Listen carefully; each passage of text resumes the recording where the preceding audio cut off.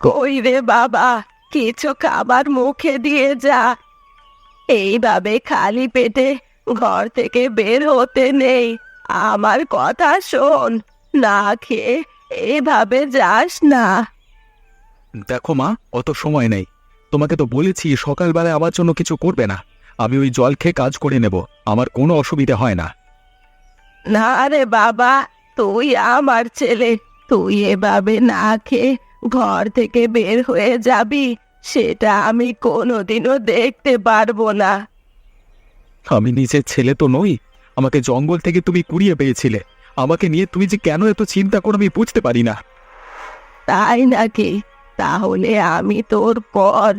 তাই যদি হয়, তাহলে তুই আমার জন্য এত চিন্তা করিস কেন?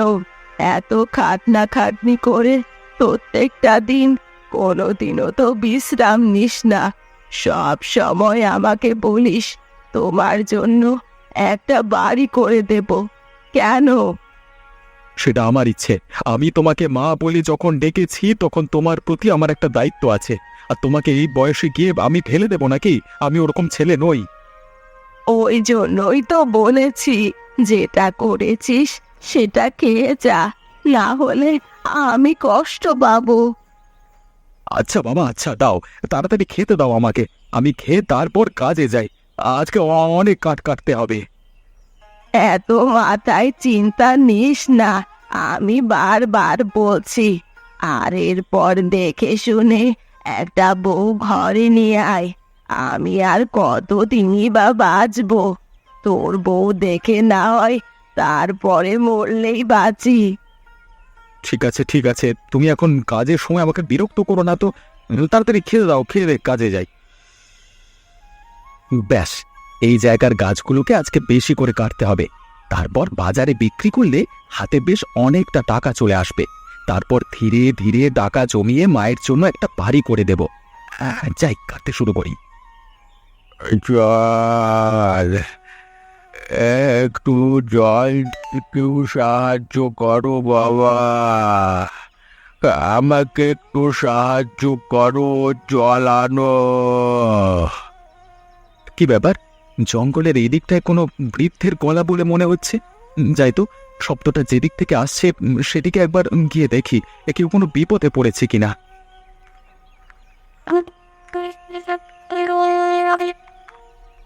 এ কি? আপনি কে কাকা বাবু? এইভাবে অসুস্থ হয়ে এখানে পড়ে আছেন কেন? আপনি কোথায় যাবেন? আমার কোথাও যাবার আর গানে। আমি বহু বছর ধরে জঙ্গলে থাকি। এখানেই ছিল আমার বসবাসের জায়গা, কিন্তু শরীর আর বইছে না। মনে হচ্ছে আজ কি আমি শেষ হয়ে যাব। না না, আপনার কোনো চিন্তা নেই, আমার কাছে জল আছে। আমি আপনাকে জল দিচ্ছি। ধন্যবাদ বাবা, তুমি সত্যি মানুষের উপকার করো। তোমাকে যে কি বলে ধন্যবাদ দেব। কিন্তু বাবা, যতই হোক, আমি মনে হচ্ছে আর বাঁচবো না। তাই তোমাকে কিছু কথা বলে যাই, তুমি মন দিয়ে শোনো। হ্যাঁ বলুন, আমি আছি আপনার কাছে। আপনি নিজেকে একটু ঠিক রাখবার চেষ্টা করুন। শোনো বাবা, বহু বছর আগে আমি বাড়ি ছেড়ে এই জঙ্গলে চলে আসি। আমার ছেলেরা আমাকে খেতে দিত না বলে এখানে এসে এই জঙ্গলের মধ্যে আমি এক জাদুর গাছের সন্ধান পাই। ওই গাছের ফল ফুল থেকে আরম্ভ করে গাছের ছাল পর্যন্ত অনেক স্বাস্থ্যকর আর পুষ্টিগুণ আছে। আমি তোমাকে সেই জায়গার সন্ধান দিচ্ছি। কিন্তু আমি কি করব এই জাদুর গাছ নিয়ে? আমি তো কাঠ কেটে সংসার চালাই। ওই গাছ তোমার সমস্ত গরিবি দূর করে দেবে। তুমি যেটা চাও সেটাই পাবে। শুধু একটু বুদ্ধি করে তোমাকে ওই গাছকে ব্যবহার করতে হবে। আমি আর বেশি কিছু বলতে পারছি না বাবা। তাড়াতাড়ি তোমাকে ওই জায়গার সন্ধান দিয়ে।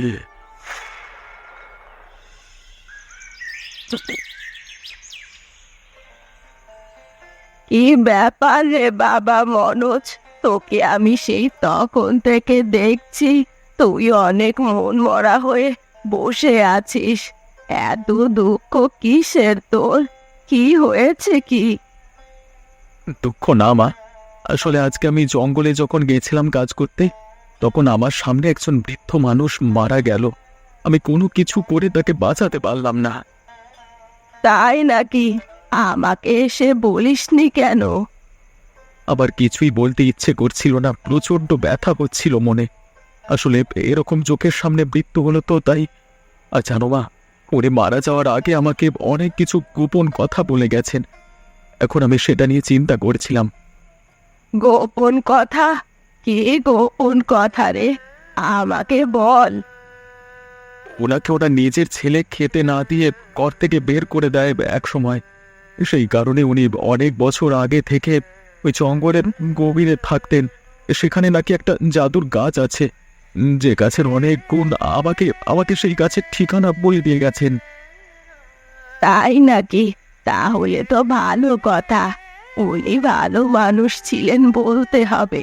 তুই শেষ মুহূর্তে ওনার উপকার করার জন্য এগিয়ে গিয়েছিস, তাই জন্যই তোকে সমস্ত কিছু খুলে বলেছে। তা তুই কি সেই গাছ দেখেছিস? আসলে সেই গাছের একপাশেই ওনার মৃতদেহটা আমি মাটি চাপা দিয়েছিলাম। তাছাড়া আর কোনো উপায় পাইনি। গাছটাকে নিজের চোখে দেখলাম, কিন্তু এখন আমি বুঝতে পারছি না ওনার কথাকে আমি কিভাবে মান্যতা দেব। তার মানে? উনি মৃত্যুর আগে বলে গেছিলেন সাহায্য করতে সকলকে, কিন্তু আমি ওই গাছের অংশ, ফলমূল বা গাছের ছাল, সেসব নিয়ে কিভাবে মানুষের উপকার করব। একটা কাজ কর, যদিও তোর একটু কষ্ট হতে পারে এতে, তুই এখন থেকে গাছ কাটার পরিমাণ কমিয়ে দে। এমনিতেও গাছ কাটা উচিত না। খুব কম সংখ্যক কাঠ এবং সাথে সেই জাদুর গাছের ফলমূল নিয়ে সেই বাজারে গিয়ে বা শহরের বাজারে গিয়ে সেগুলো বিক্রি কর। আশা করি সকল মানুষ উপকৃত হবে। কথাটা তুমি ঠিকই বলেছ। আমি কিছুই ঠিক করতে পারছিলাম না কি করব। ঠিক আছে, তোমার যেমন পরিকল্পনা আমি তেমনই চলবো। কি রে মনোজ, কি ব্যাপার? আজকে দেখছি বেশি বেশি কাঠ না নিয়ে অনেক ফলমূল। নিম গাছের কোনো ফল বলে মনে হচ্ছে, মানুষ খায় তো নাকি?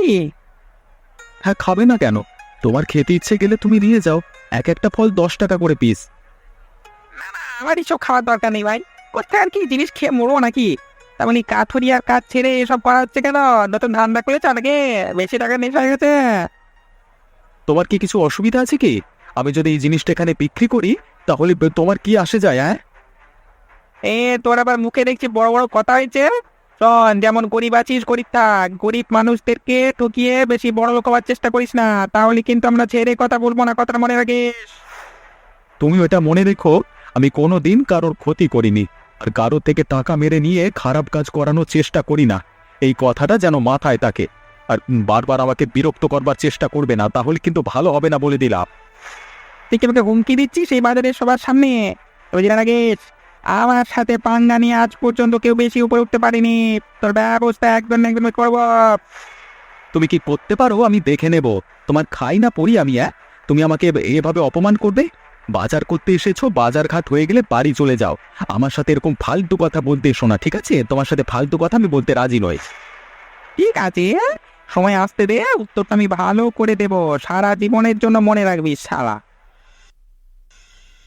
তাহলে আর বলছি কি, ওই শালার এত সাহস বেড়ে গেছে সেটা আর বলে বোঝানো নয়। অতগুলো লোকের সামনে আমাকে যা নয় তাই বলে কথা শোনালো। আমি শুধু ভেড়ার মতো চুপচাপ দাঁড়িয়ে রইলাম।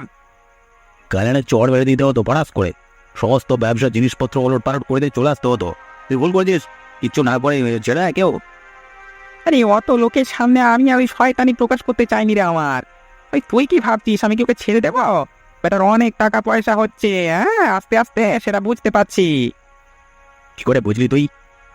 কদিন আগে পর্যন্ত মেহনত করে খেত, দিন রাত ওই গাছের কাঠ কাটতো, কিন্তু এখন যত দিন যাচ্ছে তত দেখছি কাঠ কাটা বন্ধ করে দিচ্ছে। হ্যাঁ, তার বদলে গাছের ফলমূল সব বিক্রি করছে। এইগুলো কি মেনে নেওয়া যায়? তাহলে তো বেড়ার দিকে নজর রাখতে হবে। এত টাকা রাখবে কোথায় রে? কোথায় আর রাখবে রে? ওকে তো সরিয়ে দিতে পারলেই টাকাগুলো আমাদের হয়ে যাবে, তারপর আমরা যখন খুশি আড্ডা মারবো, আমাদের কাছে শুধু পয়সাই হবে। হ্যাঁ, আমার কাছে একটা পরিকল্পনা আছে, শোন। আমরা যদি ওকে সরিয়ে দিয়ে ওই টাকা লুট করে নিই, তাহলে সেই টাকা একসময় ফুরিয়ে যেতে পারে, আর আমাদের আড্ডা দেওয়া বন্ধ হয়ে যাবে। তার থেকে বরং আমরা ওর সেই ব্যবসাটার খোঁজ করব, যে ব্যবসাটা থেকে ওর টাকা পয়সা ইনকাম হচ্ছে। ঠিক বলেছিস, সেটা করলে ওকে আরো কাবু করা যাবে। ঠিক আছে, তাহলে এবার ওকে একটু চক্কে চক্কে রাখতে হবে।